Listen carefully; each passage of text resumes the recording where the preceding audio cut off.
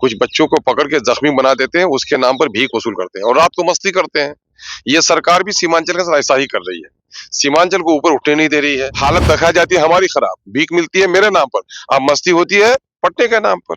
यहाँ पर फ्लाईओवर्स बन रहे हैं, अंडरग्राउंड रोड्स बन रहे हैं, मेरीन ड्राइव बन रहा है, पटने को सजाया जा रहा है। क्या करने जा रहे हैं सर? जिस तरह से सीमांचल ने आपको भरपूर सहायता दिया है। सीमांचल सीमांचल मेरे अंग का, मेरे लहू लहू कतरे कतरे का हिस्सा है।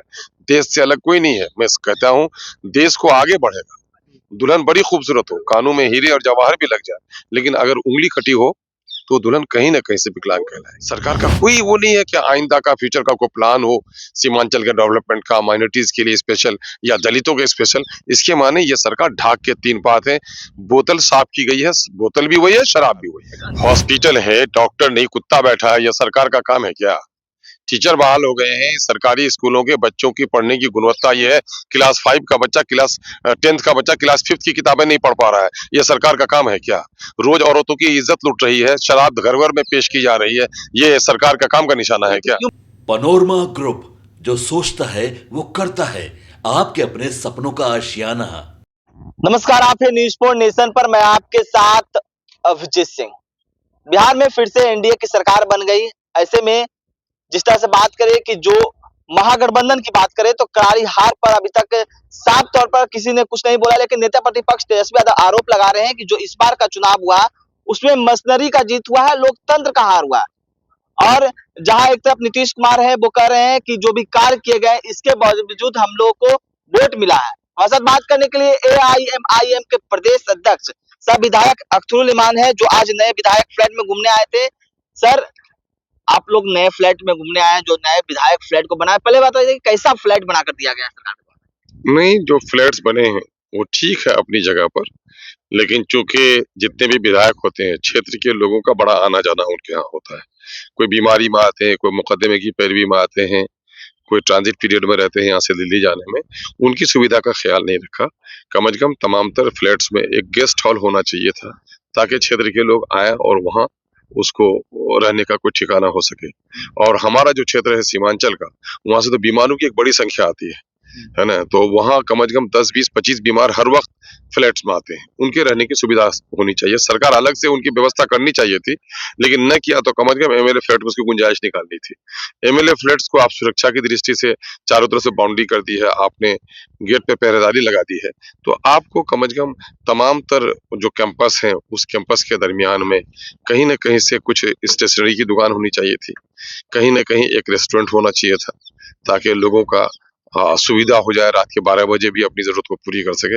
इसका ख्याल नहीं रखा गया। यानी कि विधायक फ्लैट को कह सकते हैं कि छोटा बनाया गया है, जिस तरह से विधायकों के लिए क्षेत्र में लोग आते हैं। विधायकों की आवश्यकता के अनुसार इनके कमरे और होने चाहिए थे, मेहमान खाना इनका बड़ा होना चाहिए था, और कम से कम कैंपस के अंदर में कई और सुविधाएं होनी चाहिए थी। बहरहाल अभी है, हम लोग माननीय अध्यक्ष महोदय से गुजारिश करेंगे कि इसकी कोई ना कोई व्यवस्था वो करें। चलिए सर, ये तो विधायक फ्लैट की बात हो गई, लेकिन अब राजनीतिक चर्चा करेंगे। जो उस तरह से जो चुनाव में जो परिणाम सामने आए, जिसको लेकर अब मशीनरी की जीत बताई जा रही है, तो आप किस रूप में देख रहे हैं इसको?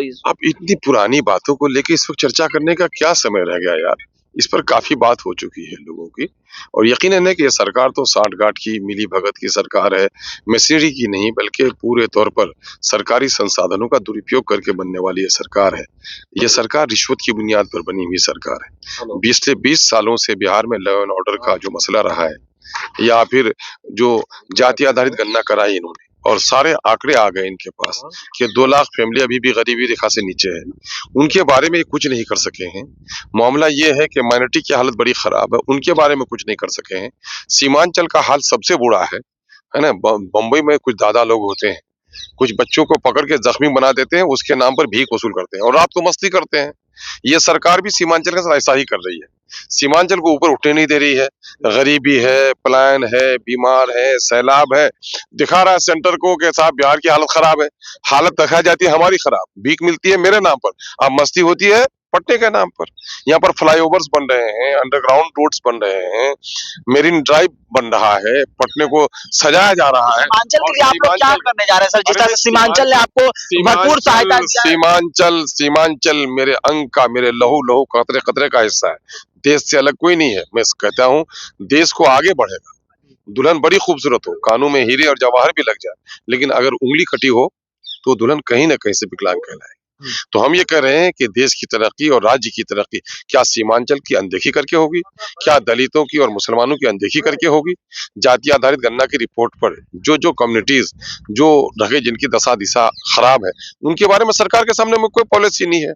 सरकार जो बनना था उन्होंने बनी, लेकिन सरकार का जो फ्यूचर विजन आया है अभी गवर्नर के स्पीच में, सरकार का कोई वो नहीं है कि आइंदा का फ्यूचर का कोई प्लान हो, सीमांचल के डेवलपमेंट का, माइनॉरिटीज के लिए स्पेशल या दलितों के स्पेशल। इसके माने ये सरकार ढाक के तीन बात है, बोतल साफ की गई है, बोतल भी वही है, शराब भी वही है। एक अंतिम सवाल लेंगे। जिस तरह से आपने बोला कि इसकी जरूरत अब चर्चा करने की बात नहीं है, मसले का जीत का बात, लेकिन जिस तरह से कह रहे हैं तमाम एनडीए के लोग कि सरकार के काम पर दिया गया है वोट, और जिस तरह से सुनो सुनो, सरकार हॉस्पिटल है, डॉक्टर नहीं, कुत्ता बैठा है, यह सरकार का काम है क्या?